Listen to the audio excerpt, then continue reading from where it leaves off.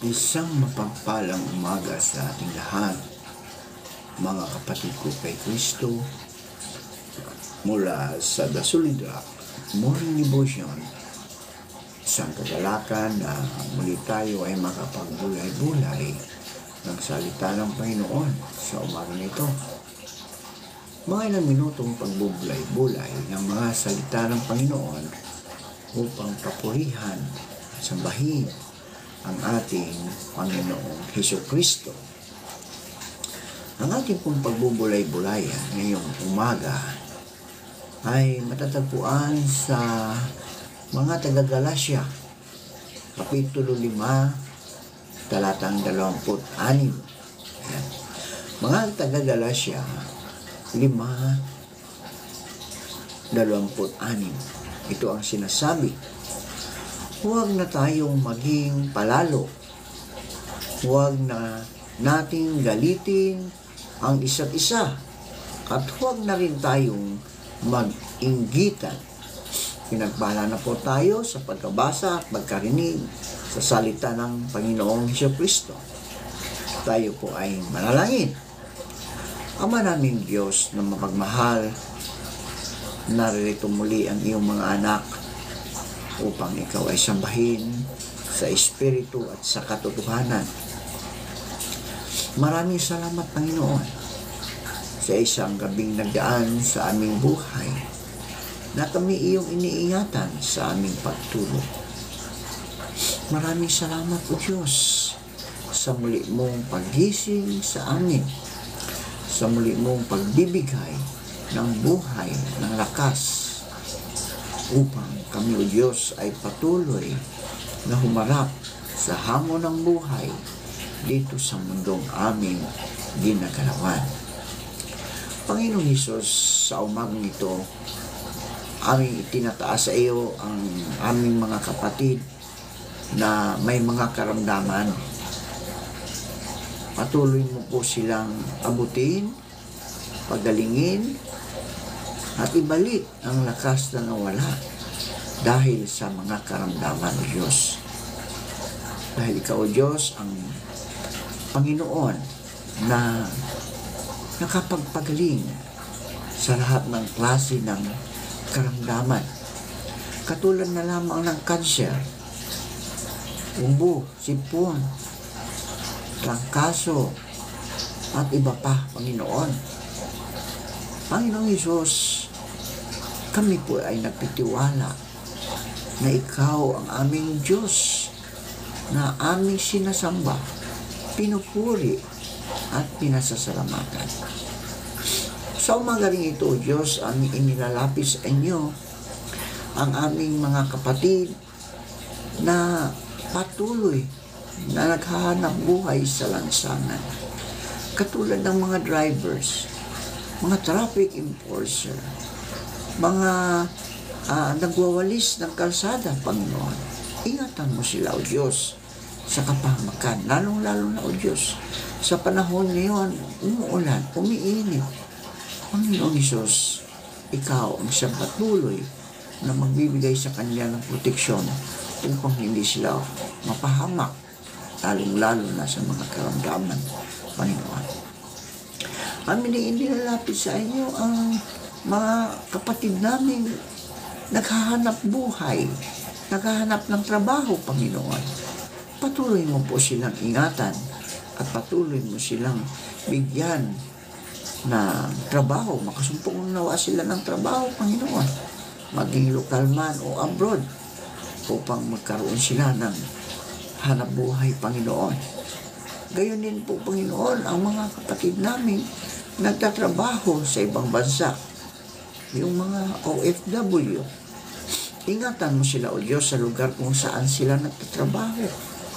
Anumang bansa, naroon sila, Panginoon, abutin mo sila. Naway maging pagpapala sila, Panginoon, sa mga tao na naroon. Hindi man namin kalahi, hindi naman namin Pilipino, Panginoon, abutin mo sila. Pagpalain mo sila. Maging kawangis nawa sila sa inyo, Panginoon, upang makita ng mga hindi pa mananampalataya na ang aming Kristo, ang aming sinasamba, ay patuloy na nagbibigay ng proteksyon sa bawat isa niyang mga anak. Amin inilalapit sa inyo, O Diyos, ang mga estudyante namin ngayon na patuloy na nag-aaral, nagbibigay panahon para sa kanilang pag-aaral, Panginoon, para sa kanilang kinabukasan. Ingatan mo sila, O Diyos. Pagpalain mo po ang bawat isa dahil sila po ang pag-asa ng aming bansa, ng aming bayan sa hikinaharap. Pagpalain mo din ang kanilang mga magulang na patuloy na naghahanap buhay para sa kinabukasan ng kanilang mga anak. Gayon din po, Diyos, aming tinataas sa inyo ang aming mga guro na patuloy na nagtuturo ng mga mabuting asal para sa mga kabataan. Bigyan mo po ng karunungan ang mga gurong ito, Panginoon. Maging ang aming mga administrador na patuloy na nag-iisip upang mapalago, mapaayos ang mga paaralan, Panginoon. Tulungan mo sila. At gayon din po, Panginoon, ang mga administrador namin na naroon sa ibang bansa kasama ng mga players, Panginoon, upang maipromote ang iyong paaralan dito sa Pilipinas. Ingatan mo sila, O Diyos, na may maging successful ang kanilang pagbibigay o pagpromote, Panginoon, sa pamagitan ng palarong basketball, O Lord. Lord, salamat. At patuloy ko rin tinataas sa inyo ang aming mga kaibigan na magsiselebrate ng kanilang kaarawan sa araw na ito. Pagpalain mo sila, O Diyos. Naway marami pang birthday ang darating sa kanilang mga buhay. Gayon din po ang nagsiselebrate ng mga wedding anniversary. Patuloy mo po silang pagpalain. Naway marami pang anniversary ang darating sa kanilang mga buhay bilang mag-asawa. Panginoong Hesus, maraming salamat po sa lahat ng katugunan na ibigay ninyo sa amin sa umagang ito. Ito ang aming dalangin na may pagpupuri at pasasalamat sa matamis na pangalan ni Kristo na aming Diyos at tagapagligtas. Amen.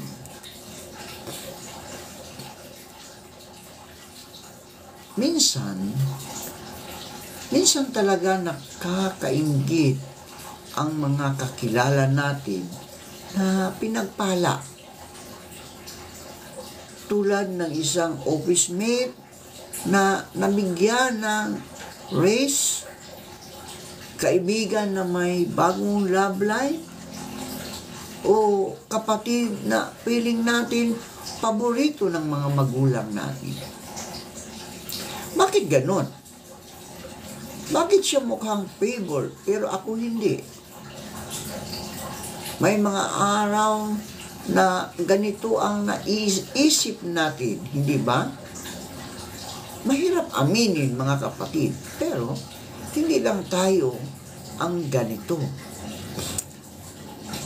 Sa totoo lang, maraming beses na naiinggit tayo sa isa't isa. Pero sa Biblia, may maraming warning sa atin laban sa inggit. Ayon sa mga awit, 37, talatang 1, huwag kang mabalisa dahil sa masama. Huwag mong kainggitang liko nilang gawa. Katulad ng damo, sila'y malalanta. Tulad ng halaman, matutuyo sila. Umaasa ka sa Diyos, ang mabuti gawin at mananahan kang ligtas sa lupain. Kaya nga, talikuran na ninyo ang lahat ng kasamaan, ang lahat ng pandaraya, pagkunwari, pagkainggit at paninirang puri. Mga kapatid, delikado ang inggit dahil kapag naiinggit tayo sa kapwa natin, tumataas ang tingin natin sa sarili natin at bumaba ang tingin natin sa iba. Para bang sinasabi natin na mas deserving tayo sa blessing kaysa sa ibang tao. Di ba? Isa pa, parang wala tayong gratitude at appreciation sa anumang ibibigay sa atin ng Panginoon. Kapag napasukan ng inggit ang puso natin at isipan, maging sobrang negative na tayo. Mga kaibigan, mga kapatid, dapat magpo-focus tayo sa mga bagay na wala sa atin o kulang sa buhay natin kaysa mga biyaya na ibinigay ng Panginoon sa atin. Nawawala ang ating peace, no? Nawawala ang ating kapayapaan. Imbis na mainggit, mga kapatid, pagtiwalaan natin ang Diyos ay nagbibigay ng biyaya sa lahat ayon sa kanyang kapanahunan. Ayon sa Roma 29 hanggang 31, naging alipin sila ng lahat ng uri ng kasamaan, kabuktutan, kasakiman, maruruming pag-iisip, pagkainggit, pagpaslang, pagtatalo-talo, pandaraya, at masamang hangarin. Sila'y naging mahilig sa chismis, mapanirang puri, nasusuklam sa Diyos, walang pakundangan, mapagmataas, mayayabang, mapagkatha ng kasamaan, at suwail sa magulang. Sila'y naging mga hangal, mga taksil, mga walang puso at di marunong lumingap sa kapwa. Mga kapatid, may kinaiingitan ba tayo ngayon? May kinaiingitan ba tayo?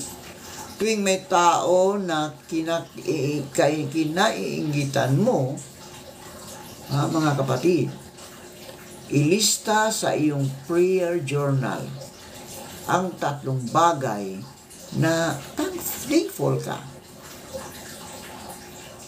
Pwede itong physical, spiritual, financial, o relational na mga bagay.